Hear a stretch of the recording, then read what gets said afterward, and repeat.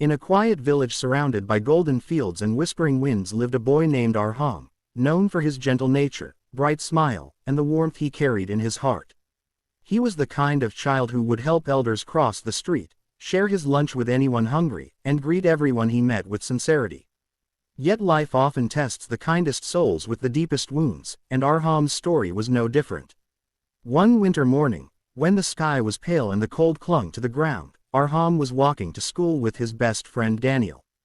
They had been friends since they could barely speak, their bond stronger than even the strongest rope. But sometimes, jealousy slips silently into the purest relationships, and without warning, it had planted itself in Daniel's heart. Arham had recently won a school competition, earning praise from teachers and admiration from classmates. Daniel pretended to smile, but inside, he felt overshadowed. That day, on the school ground, Daniel's jealousy burst. While playing, he pushed Arham so hard that he fell on the gravel, his knees bruised and palms scraped. Everyone stood shocked, and Daniel, instead of helping, walked away, pretending it was an accident. Arham's heart didn't break because of the pain in his knees, it broke because the person who hurt him was the one he trusted most. For days, Daniel avoided him. Arham's eyes searched for him, hoping for an apology, hoping his friend would come back.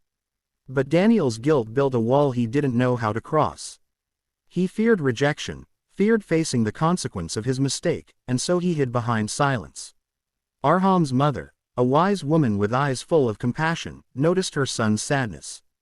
One evening, she sat beside him and gently held his hands. "Forgiveness," she whispered, "is not a gift you give to others. It is a gift you give to yourself. Anger is heavy, my son. Letting go is what makes your heart free." Arham listened but didn't know how to forgive someone who never said sorry. How could he open a door that the other person had walked away from? He tried to distract himself, tried to focus on school, but every corner reminded him of Daniel. Every joke in class, every empty seat, every memory, they all echoed the same loneliness. One day, while returning from school, Arham saw Daniel sitting alone under an old neem tree at the edge of the village. His head was down, his shoulders trembling. When Arham went closer, he realized Daniel was crying. Seeing his friend so broken felt like a silent tear inside his own heart. Before Arham could speak, Daniel wiped his tears and stood up, embarrassed. But as he turned to leave, Arham gently placed a hand on his arm.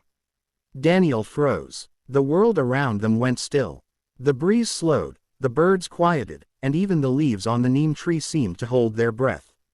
Daniel's voice cracked as he whispered, "I didn't mean to hurt you, I was jealous. Everyone praised you, and I felt like I was disappearing. I'm sorry, Arham. I'm really, really sorry." His words stumbled, but the pain behind them was real.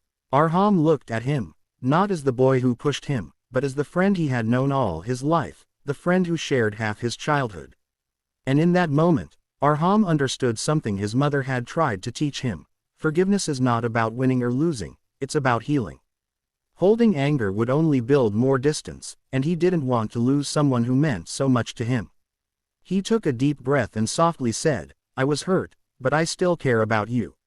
And I forgive you." The words were simple, but they carried a power strong enough to mend what was broken. Daniel's eyes widened with relief, tears falling freely as he hugged Arham tightly. It wasn't a hug of friendship, it was a hug of regret, gratitude, and the promise of a better tomorrow. For the first time in weeks, Arham felt his heart light again, as if a burden he had been carrying unknowingly had finally been lifted. From that day forward, something changed between them.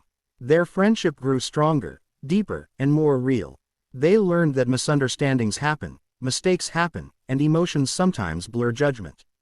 But forgiveness, true forgiveness, has the strength to rebuild what anger destroys. Weeks passed, and their bond became an example for the whole village.